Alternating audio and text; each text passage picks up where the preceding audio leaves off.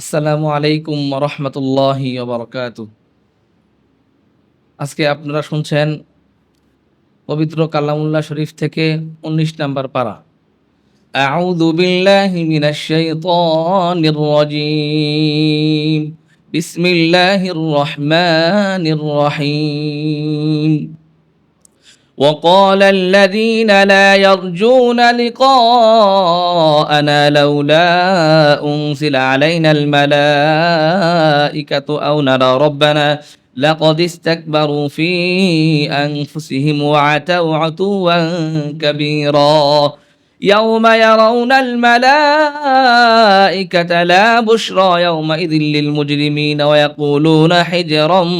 محجورا وقدمنا إلى ما عملوا من عمل فجعلناه هباء منثورا أصحاب الجنة يومئذ خير مستقرا وأحسن مقيلا ويوم تشقق السماء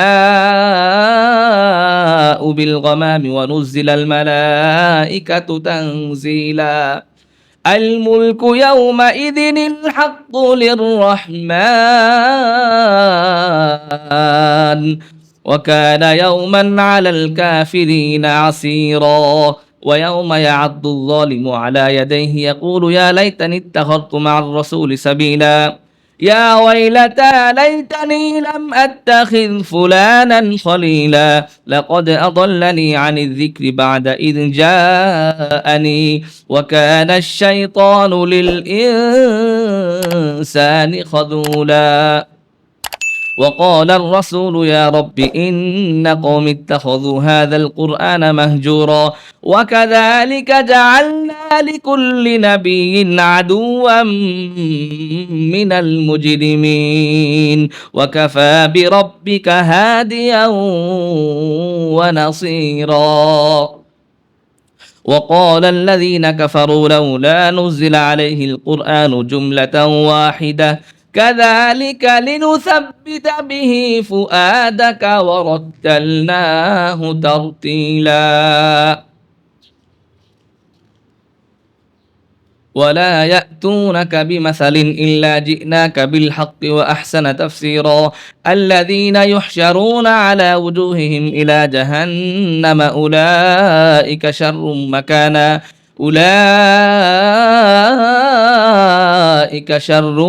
مكانا وأضل سبيلا ولقد آتينا موسى الكتاب وجعلنا معه أخاه هارون وزيرا فقلنا اذهبا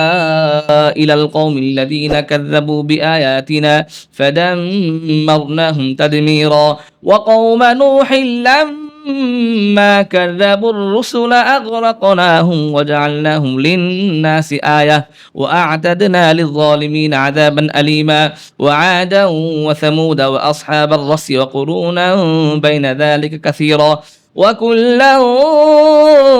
ضربنا له الأمثال وكلا تبرنا تتبيرا ولقد أتوا على القرية التي أمطرت مطر السوء أفلم يكونوا يرونها بل كانوا لا يرجون نشورا وإذا رأوك إن يتخذونك إلا هزوا أهذا الذي بعث الله رسولا إن كاد ليضلنا عن آلهتنا لولا أن صبرنا عليها وسوف يعلمون حين يرون العذاب من أضل سبيلا أرأيت من اتخذ إلهه هواه أفأنت تكون عليه وكيلا أم تحسب أن أكثرهم يسمعون أو يعقلون إن هم إلا كالأنعام بل هم أضل سبيلا ألم تر إلى ربك كيف مد الظل ولو شاء لجعله ساكنا ثم جعلنا الشمس عليه دليلا ثم قبضناه إلينا قبضا يسيرا وهو الذي جعل لكم الليل لباسا والنوم سباتا وجعل النهار نشورا وهو الذي أرسل الرياح بشرا بين يدي رحمته وأنزلنا من السماء ماء طهورا لنحيي به بلدة ميتا ونسقيه مما خلقنا أنعاما وأناسيا كثيرا ولقد صرفناه بينهم ليذكروا فأبى أكثر الناس إلا كفورا ولو شئنا لبعثنا في كل قرية نذيرا فلا تطع الكافرين وجاهدهم به جهادا كبيرا وهو الذي مرج البحرين هذا عذب فرات وهذا ملح أجاج وجعل بينهما برزخا وحجرا محجورا وهو الذي خلق من الماء بشرا فجعله نسبا وصهرا وكان ربك قديرا ويعبدون من دون الله ما لا ينفعهم ولا يضرهم وكان الكافر على ربه ظهيرا وما أرسلناك إلا مبشرا ونذيرا قل ما أسألكم عليه أجرا إلا من شاء قل ما أسألكم عليه من أجر إلا من شاء أن يتخذ إلى ربه سبيلا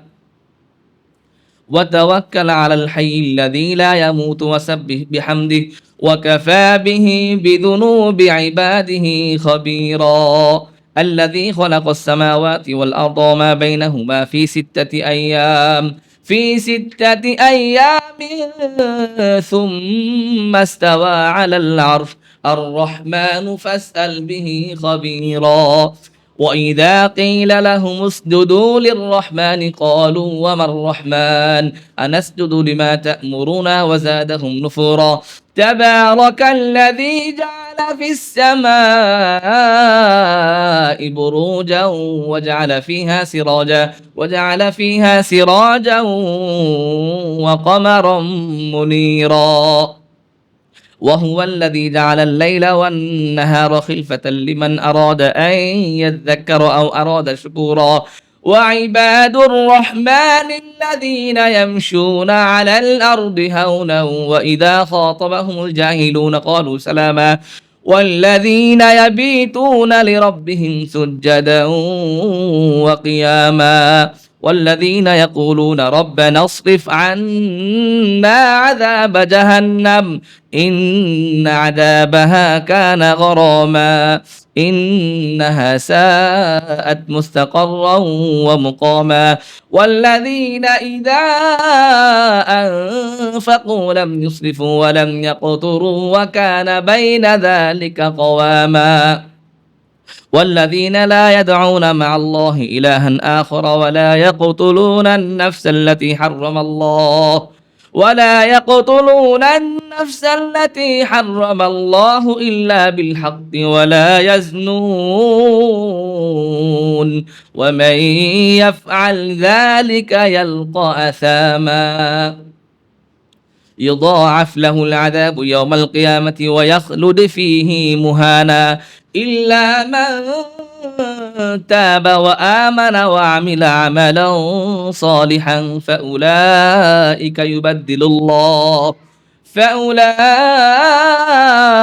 يبدل الله سيئاتهم حسنات وكان الله غفورا رحيما ومن تاب وعمل صالحا فإنه يتوب إلى الله متابا والذين لا يشهدون الزور وإذا مروا باللغو مروا كراما والذين إذا ذكروا بآيات ربهم لم يخروا عليها صما وعميانا والذين يقولون ربنا هب لنا من أزواجنا وذرياتنا قرة أعين وجعلنا للمتقين إماما أولئك يجزون الغرفة بما صبروا ويلقون فيها تحية وسلاما خالدين فيها حسنت مستقرا ومقاما قل ما يعبأ بكم ربي لولا دعاؤكم فقد كذبتم فسوف يكون لزاما بسم الله الرحمن الرحيم طاسيم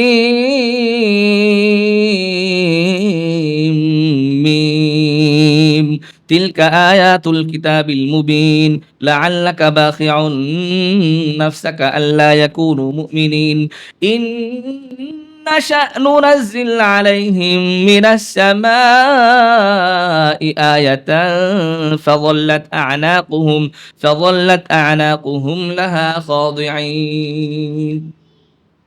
وما يأتيهم من ذكر من الرحمن محدث إلا كانوا عنه معرضين فقد كذبوا فسيأتيهم أنباء ما كانوا به يستهزئون أولم يروا إلى الأرض كم أنبتنا فيها من كل زوج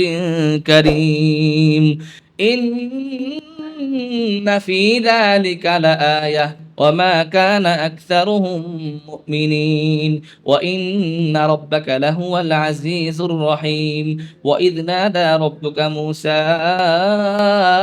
أن ائت القوم الظالمين قوم فرعون ألا يتقون قال رب إني أخاف أن يكذبون ويضيق صدري ولا ينطلق لساني فأرسل إلى هارون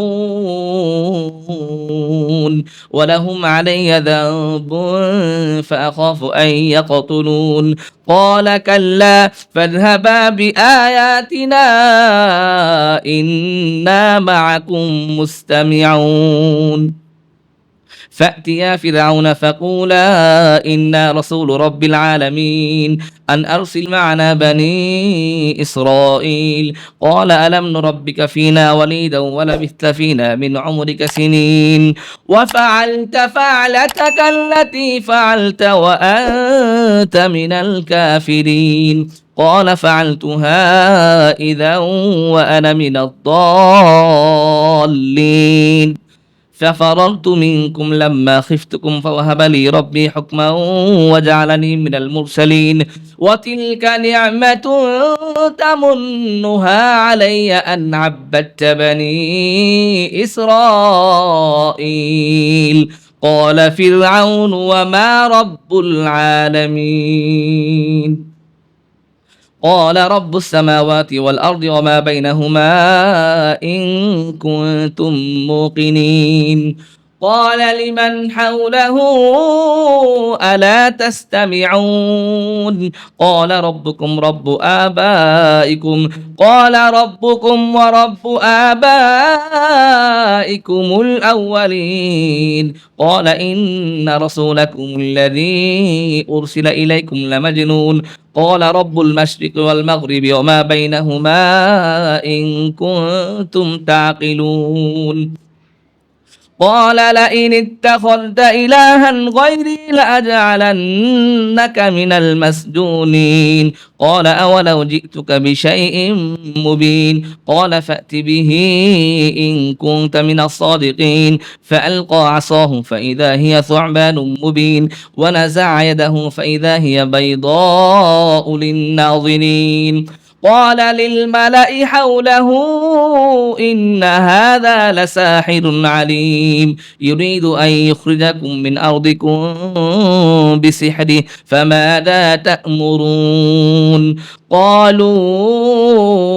أرجه وأخاه وابعث في المدائن حاشرين يأتوك بكل سحار عليم فجمع السحرة لميقات يوم معلوم وقيل للناس هل أنتم مجتمعون لعلنا نتبع السحرة إن كانوا هم الغالبين فلما جاء السحرة قالوا لفرعون أئن لنا لأجرا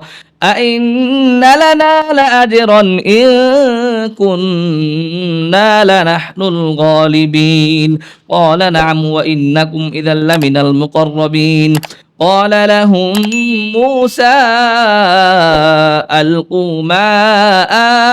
أنتم ملقون فألقوا حبالهم وعصيهم وقالوا بعزة فرعون إنا لنحن الغالبون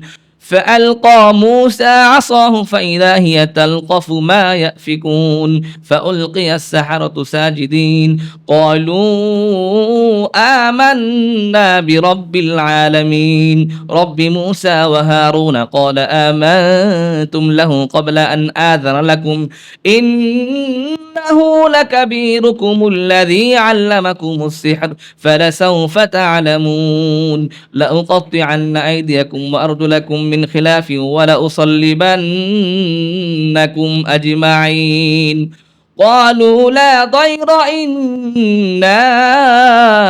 إلى ربنا منقلبون إنا نطمع أن يغفر لنا ربنا خطايانا أن كنا أول المؤمنين وأوحينا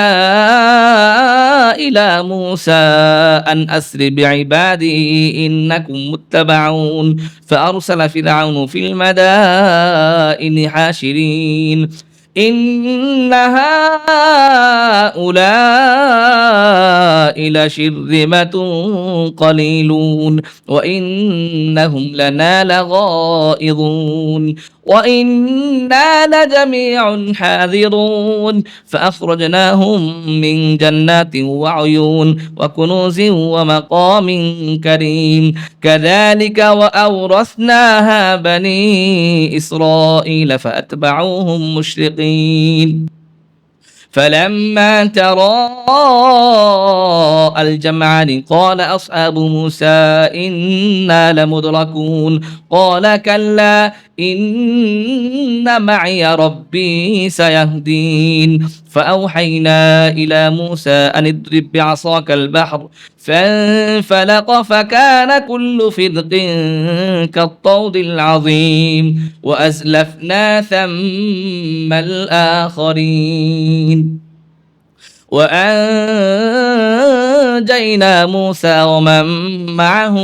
أجمعين ثم أغرقنا الآخرين إن في ذلك لآية وما كان أكثرهم مؤمنين وإن ربك لهو العزيز الرحيم واتل عليهم نبأ إبراهيم إذ قال لأبيه وقومه ماذا تعبدون إذ قال لأبيه وقومه ما تعبدون قالوا نعبد أصناما فنظل لها عاكفين قال هل يسمعونكم إذ تدعون أو ينفعونكم أو يضرون قالوا بل وجدنا آباءنا كذلك يفعلون قال أفرأيتم ما كنتم تعبدون أنتم وآباؤكم الأقدمون فإنهم عدو لي إلا رب العالمين الذي خلقني فهو يهدين والذي هو يطعمني ويسقين وإذا مرضت فهو يشفين والذي يميتني ثم يحيين والذي أطمع أن يغفر لي خطيئتي يوم الدين رب هب لي حكما وألحقني بالصالحين واجعل لي لسان صدق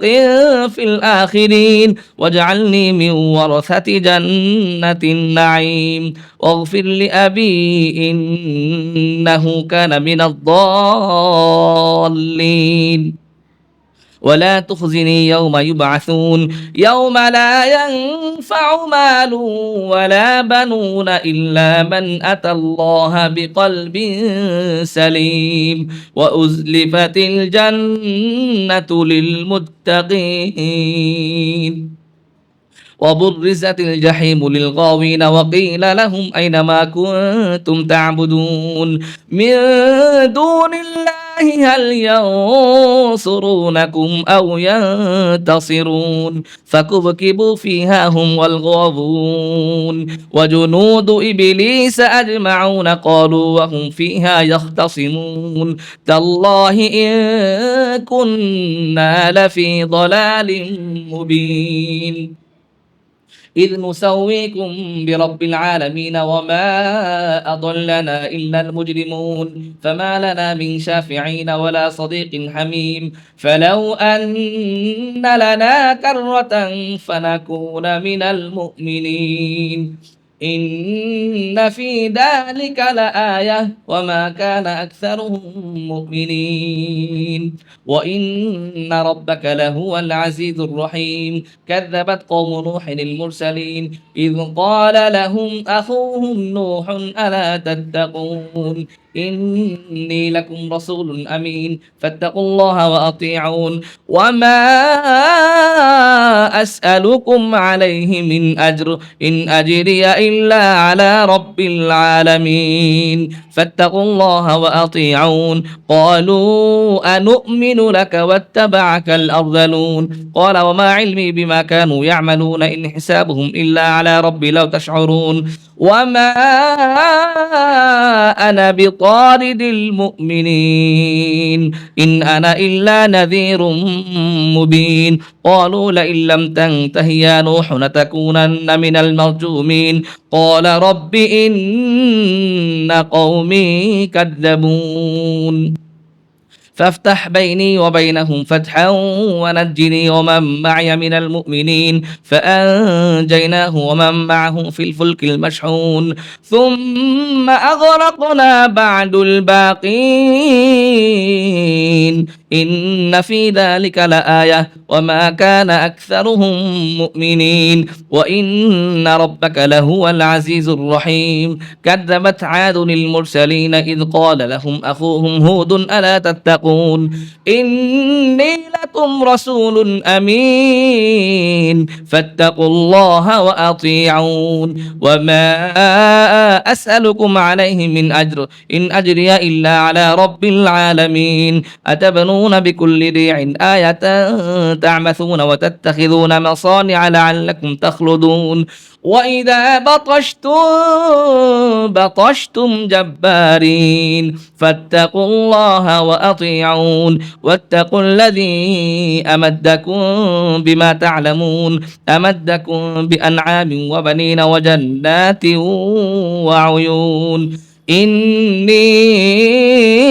أخاف عليكم عذاب يوم عظيم قالوا سواء علينا أوعظت أم لم تكن من الواعظين إن هذا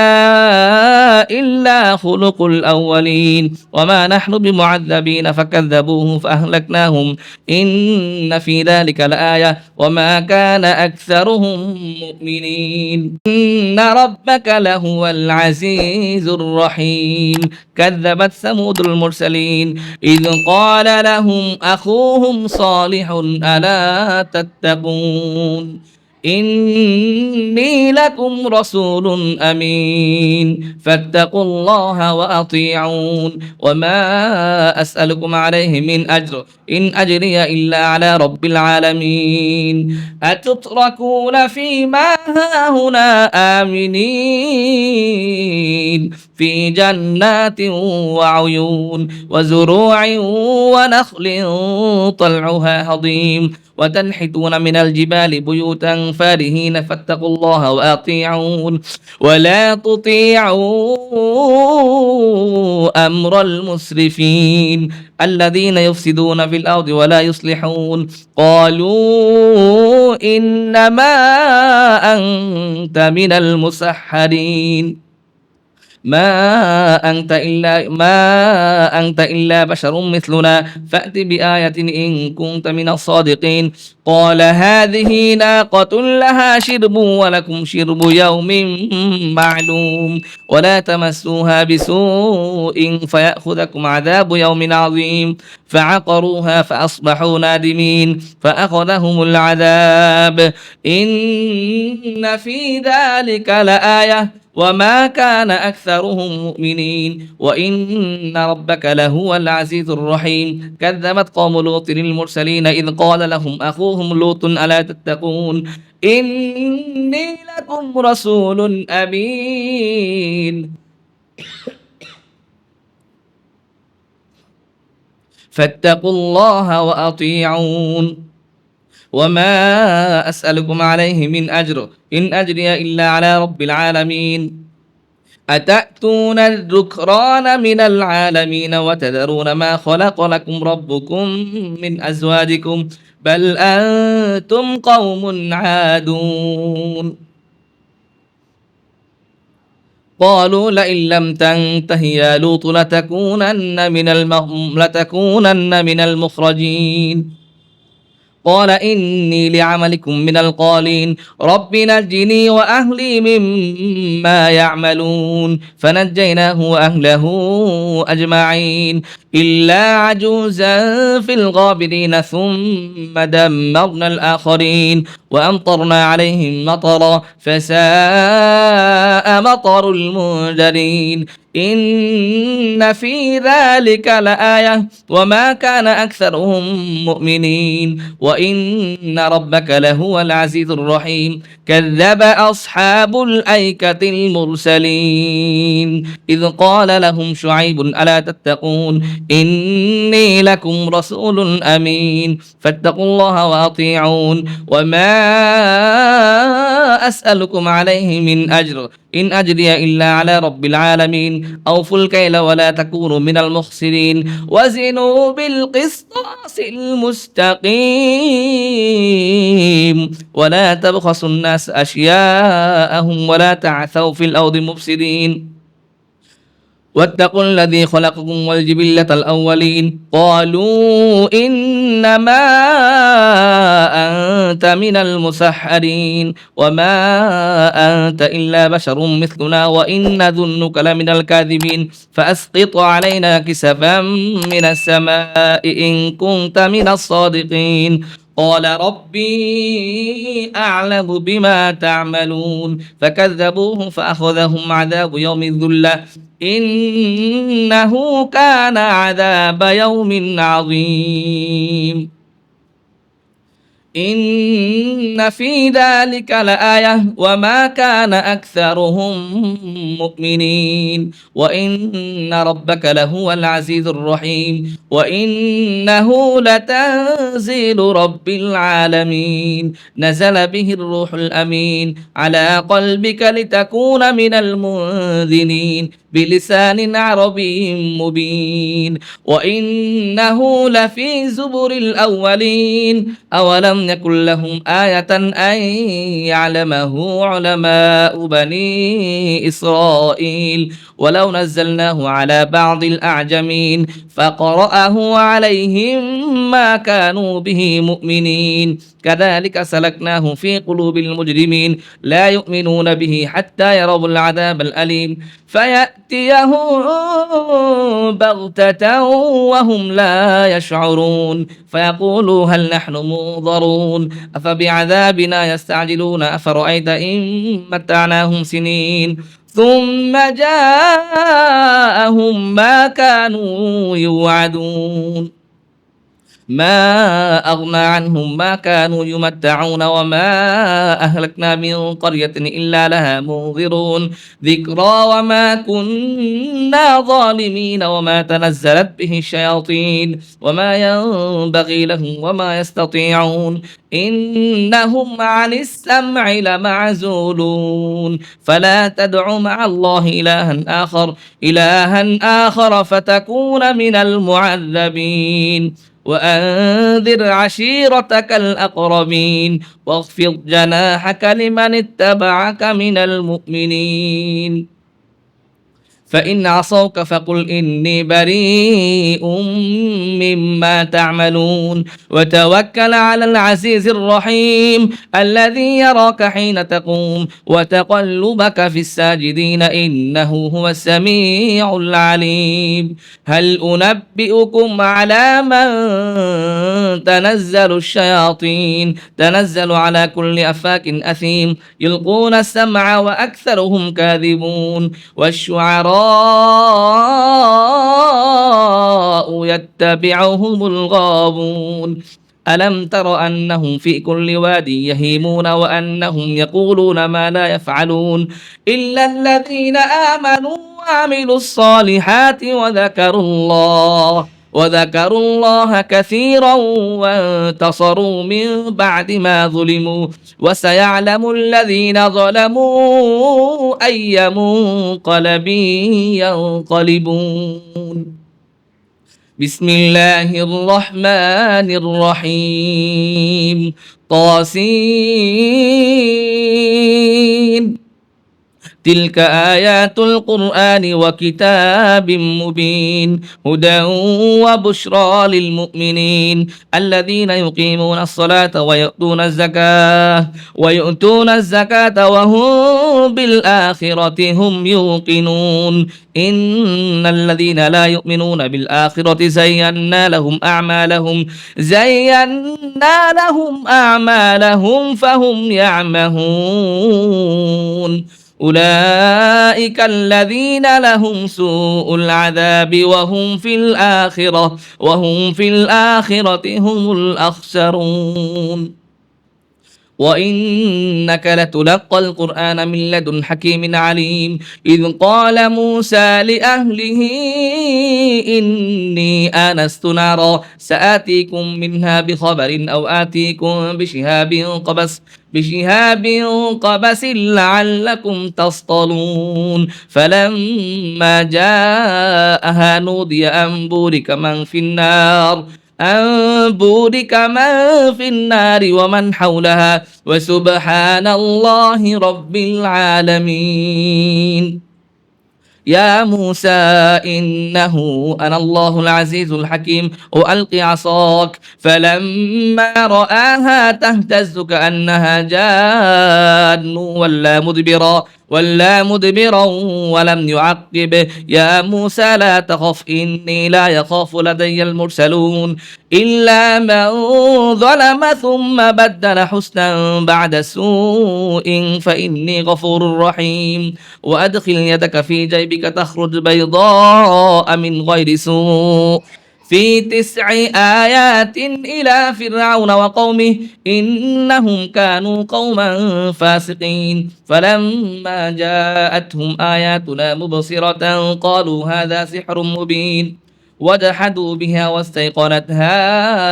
أنفسهم ظلما وعلوا فانظر كيف كان عاقبة المفسدين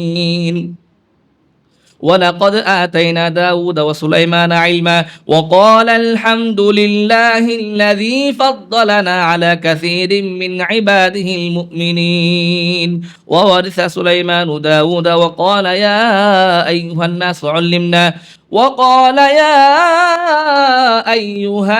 الناس علمنا منطق الطير وأوتينا من كل شيء إن هذا لهو الفضل المبين وحشر لسليمان جنوده من الجن والإنس والطير فهم يوزعون حتى إذا أتوا على واد النمل قالت نملة يا أيها النمل ادخلوا مساكنكم لا يحطمنكم سليمان وجنوده وهم لا يشعرون فتبسم ضاحكا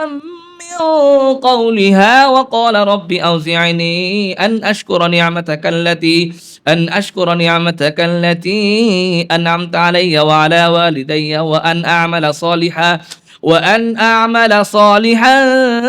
ترضاه وأدخلني برحمتك في عبادك الصالحين وتفقد الطير فقال ما لي لا أرى الهدهد أم كان من الغائبين لأعذبنه عذابا شديدا أو لأذبحنه أو ليأتيني بسلطان مبين فمكث غير بعيد فقال أحطت بما لم تحط به وجئتك من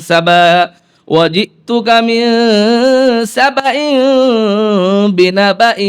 يقين إني وجدت امرأة تملكهم وأوتيت من كل شيء ولها عرش عظيم وجدتها وقومها يسجدون للشمس من دون الله وزين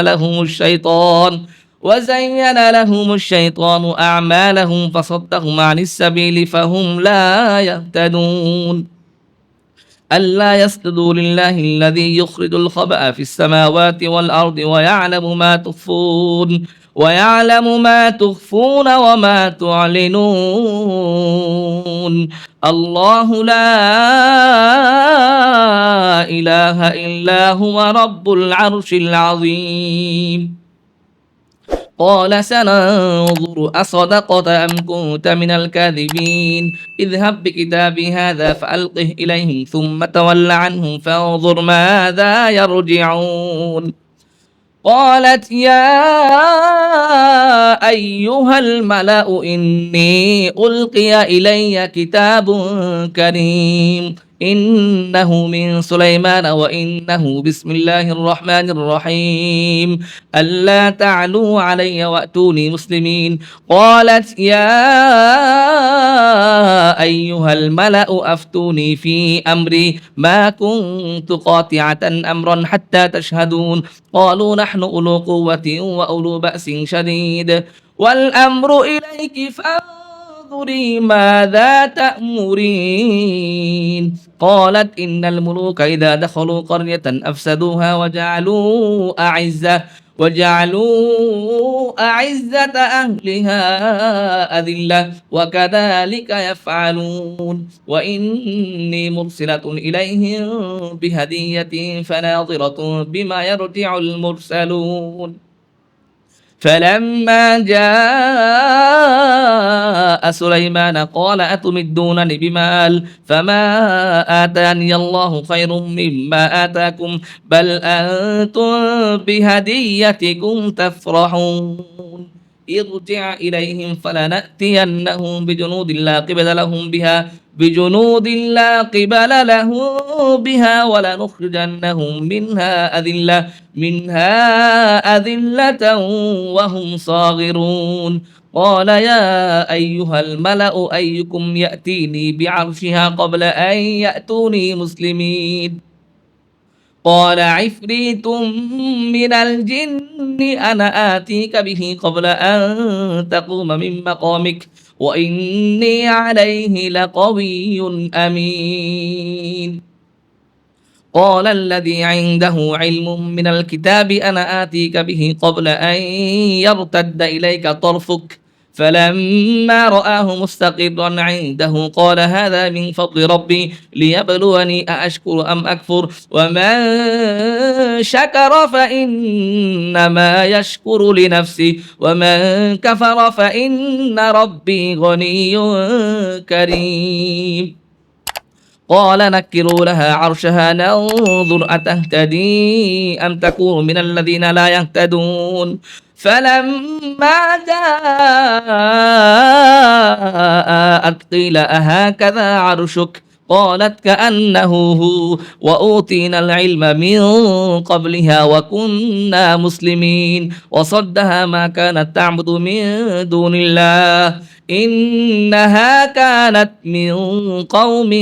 كافرين قيل لها ادخل الصرح فلما رأته حسبته لجة وكشفت عن ساقيها قال إنه صرح ممرد من قوارير قالت رب إني ظلمت نفسي وأسلمت مع سليمان لله رب العالمين ولقد أرسلنا إلى ثمود أخاهم صالحا أن يعبدوا الله فإذا هم فريقان يختصمون قال يا قوم لم تستعجلون بالسيئة قبل الحسنة لولا تستغفرون الله لعلكم ترحمون قالوا اطيرنا بك وبمن معك قال طائركم عند الله بل أنتم قوم تفتنون وكان في المدينة 9 رهط يفسدون في الأرض ولا يصلحون قالوا تقاسموا بالله لنبيتنه وأهله ثم لنقولن لوليه ما شهدنا مهلك أهله وإنا لصادقون ومكروا مكرا ومكرنا مكرا وهم لا يشعرون فانظر كيف كان عاقبة مكرهم أنا دمرناهم وقومهم أجمعين فتلك بيوتهم خاوية بما ظلموا إن في ذلك لآية لقوم يعلمون وأنجينا الذين آمنوا وكانوا يتقون ولوطا إذ قال لقومه أتأتون الفاحشة وأنتم تبصرون أئنكم لتأتون الرجال شهوة من دون النساء بل أنتم قوم تجهلون فما كان جواب قومه إلا أن قالوا أخرجوا آل لوط من قريتكم إنهم أناس يتطهرون فأنجيناه وأهله إلا امرأته قدرناها من الغابرين وأمطرنا عليهم مطرا فساء مطر المنذرين قل الحمد لله وسلام على عباده الذين اصطفى الله خير أما يشركون صدق الله العظيم